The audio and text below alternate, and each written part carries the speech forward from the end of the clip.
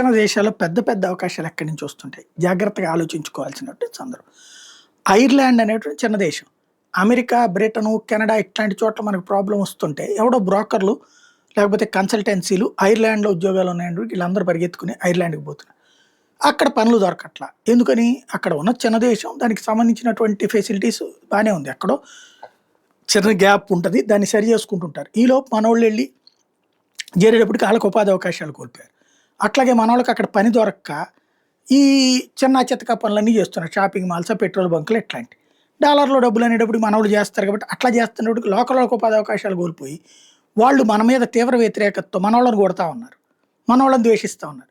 మనోళ్ళకి ఈ ఉద్యోగమో, ఉపాధో ద్వారా సంపాదించుకోవాలనుకుంటారు గానీ, అక్కడికి వెళ్లి అత్యాచారాలు చేయాలి, వాళ్ళ ఆడపిల్లల పట్ల అమర్యాదగా ప్రవర్తించాలనుకోరు. అది మన రక్తంలో ఉన్నటువంటి ఒక బాధ్యతాయుతమైనటువంటి తత్వం. సరే కొంతమందికి మినహాయింపు ఉంటది. కొందరు దొంగలు అన్ని చోట్ల కూడా ఉంటారు. అన్ని సమాజాల్లో కూడా ఉంటారు. అది పక్కన పెడితే ఇప్పుడొచ్చేటప్పటికి కొత్త కాన్సెప్ట్ తెర మీదకొచ్చింది. అక్కడ 14 మంది మైగ్రెంట్స్ కలిసి ఒక ఇళ్ల మీదన పడి ఒక ప్రాంతంలో అది నార్దర్న్ ఐర్లాండ్ లొర్గాన్‌లో అక్కడ ఉన్నటువంటి సింగిల్ మదర్స్ చిల్డ్రన్స్‌తో ఉన్నటువంటి సింగిల్ మదర్స్ మీద దాడి చేశారు. అత్యాచారాలు చేశారు. గాయపరిచారు. వాళ్ళ దగ్గర ఉన్నటువంటి సొమ్ముల్ని దోచుకుపోయారు.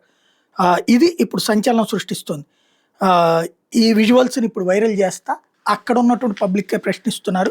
ఇండియాని తప్పుగా చూపెట్టారు, తప్పుగా చేశారు. కానీ ఈ మైగ్రెంట్స్ ఎవరని నిలదీస్తున్నారు.